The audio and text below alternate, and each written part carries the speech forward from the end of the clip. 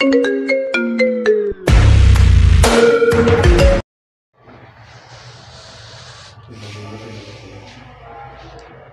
Friends, my Raj classes में आपका स्वागत है।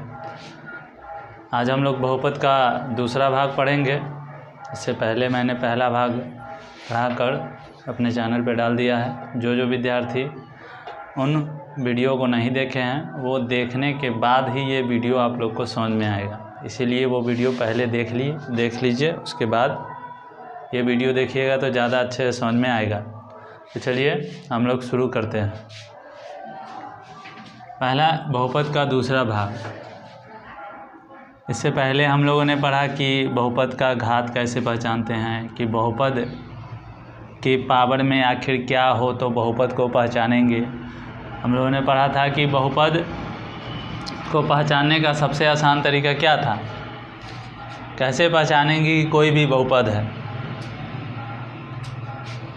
तुम बताओ, खड़ा बोलो, कैसे पहचानेंगे कि कोई भी बहुपद है। जैसे कि एग्जांपल के तौर पे देते हैं 2x² + 3x - 3, क्या यह बहुपद है?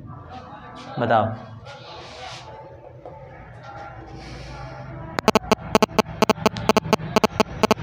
है? नहीं है? कैसे नहीं है? अब ये बताओ।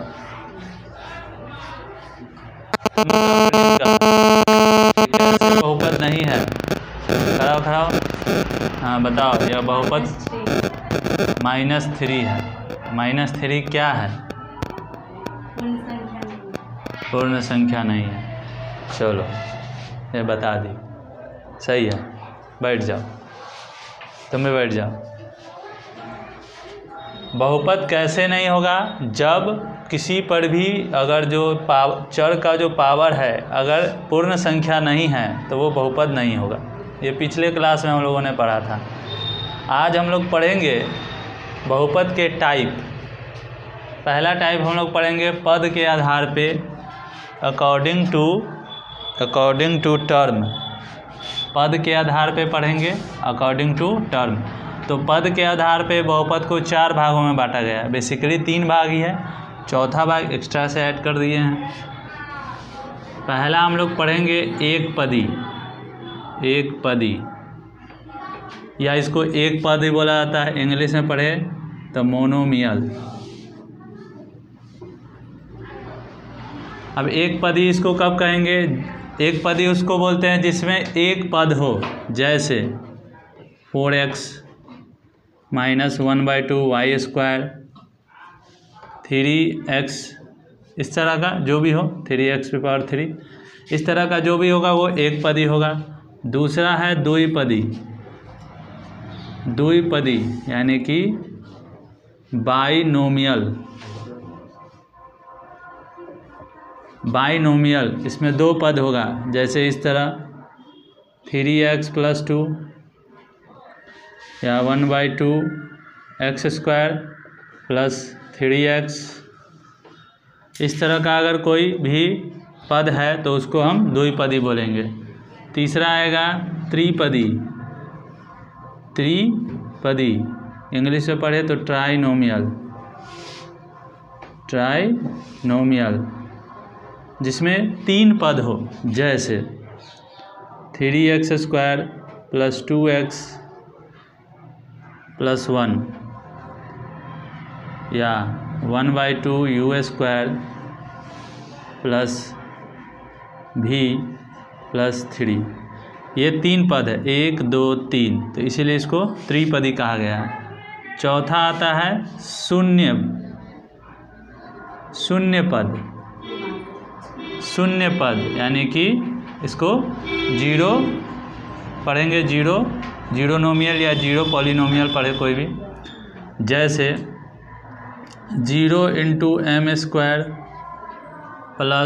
0 × m। 0 उसको बोलेंगे, जैसे मान लेते हैं 1/2। ये क्या है? ये हमारा एक तरह का, अगर देखा जाए, इसको छोड़ देते हैं, ये जितने भी टर्म हैं ये शून्य पद है। शून्य बहुपद इसको कहेंगे। तो पद के आधार पे 4 है, एक पदी, द्विपदी, त्रिपदी और शून्य पद।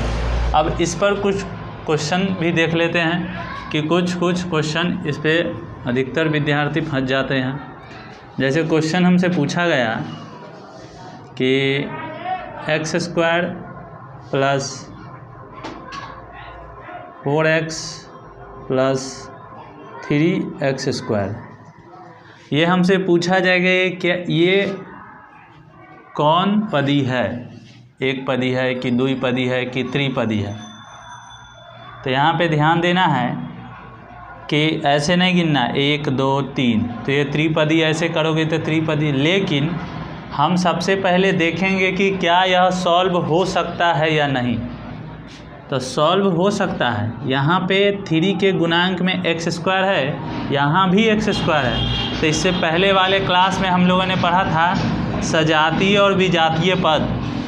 सजातीय यानी कि लाइक टर्म, अगर सजातीय पद अगर है तो वो दोनों को जोड़ सकते हैं, तो ये जुट जाएगा। तो 3x² और इसके गुणांक में 1 छिपा हुआ रहता है, तो 3 और 1 4x² प्लस 4x।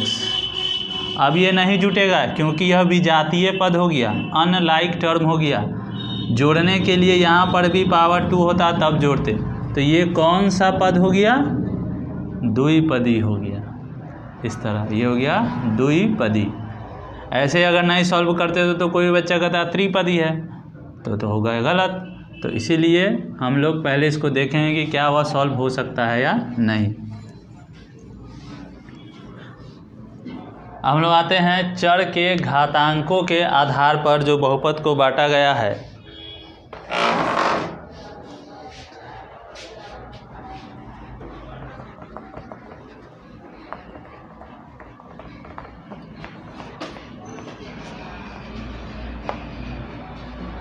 ये हमारा हो गया चर के घातांकों के आधार पे। घातांक मतलब पावर के आधार पे।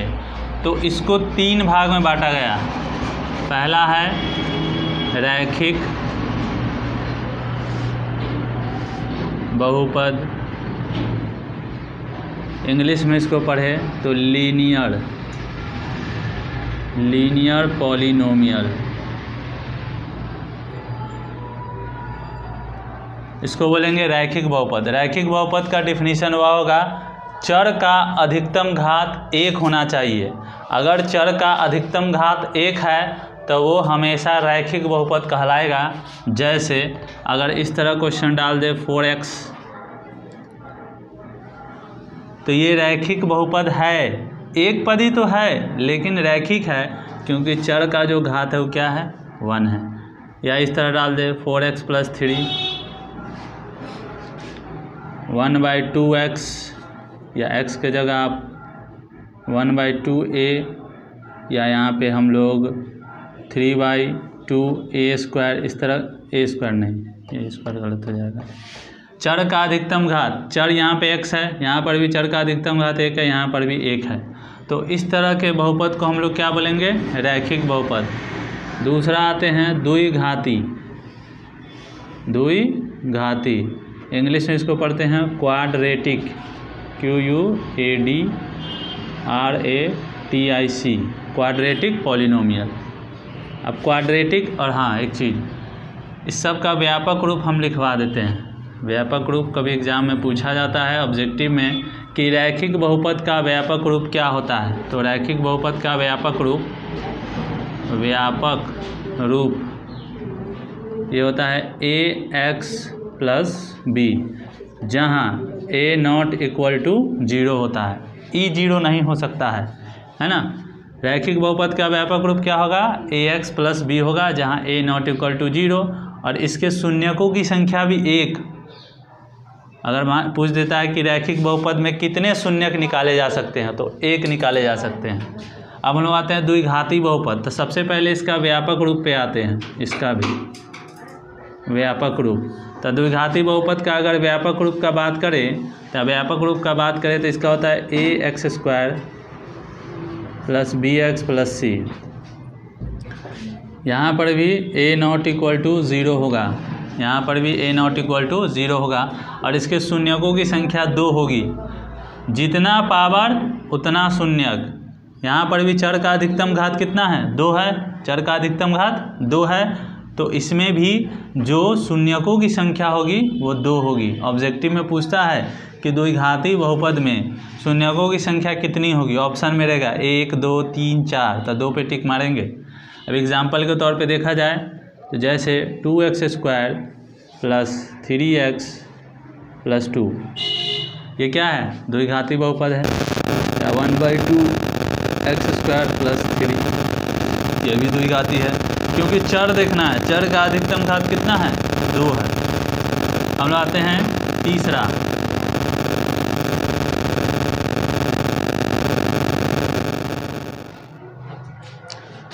तो चलिए हम लोग आते हैं अब त्रिघाती बहुपद पे।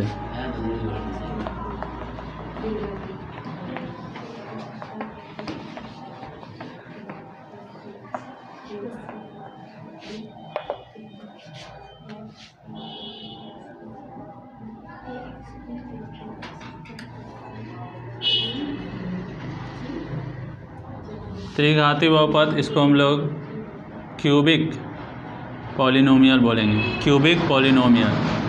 इसका व्यापक रूप का अगर बात किया जाए, व्यापक रूप इसका होता है ax³ plus bx² plus cx plus d। इसमें भी a नॉट इक्वल टू 0 होता है। a नॉट इक्वल टू 0, अगर a 0 होगा फिर द्विघाती हो जाएगा, अगर ये भी 0 हो गया तो फिर रैखिक हो जाएगा। इस तरह का बताया जाए। इसमें भी शून्यकों की संख्या 3 होगी। जितना पावर उतना शून्यक, इतना याद रखो। 1 नंबर ऐसे ही आ जाएगा एग्जाम में। हाँ हाँ हाँ, गलती हो गया। चलो, ax³ plus bx² plus cx plus d, ठीक है। तो अगर इसका कुछ एग्जाम्पल लिया जाए, अगर इसका हम लोग एग्जाम्पल लेंगे तो एग्जाम्पल में जैसे मान लो कि 2x³ plus 3x² plus 4x plus 3, इस तरह। या ऐसे भी रहा जा सकता है 4/5y³ प्लस 3, ऐसे भी हो सकता है। या ऐसे दे दे तुमको 3a² plus 3a² plus 1/2 plus a³, ऐसे भी रहा जा सकता है। ज़रूरी नहीं है कि जो पावर का क्रम है वो इंक्रीजिंग में हो या डिक्रीजिंग में हो, लेकिन जो पावर का क्रम होगा हमेशा देखना डिक्रीजिंग ऑर्डर में है। कभी कभी ये भी पूछ देता है कि बहुपद के जो चर होते हैं उनके घातों का क्रम कैसे होते हैं, तो हमेशा बोलेंगे क्या? डिक्रीजिंग ऑर्डर में, यानी कि घटते क्रम में। अब कैसे देखिए लो, यहाँ पावर 3 था, फिर 2 है, फिर 1 है, यहाँ कुछ नहीं है तो बताए थे x पावर 0 लिख सकते हैं, तो ये डिक्रीजिंग ऑर्डर में है। तो ऐसे भी रहा जा सकता है। एग्जाम में पूछ देगा कि क्या यह त्रिघाती है? बिल्कुल है, क्योंकि चर का जो अधिकतम घात है वो क्या है? 3 है। चर का अधिकतम घात हो तो त्रिघाती होगा। चर का अधिकतम घात अगर 2 हो तो द्विघाती होगा। चर का अधिकतम घात अगर 1 हो तो रैखिक होगा।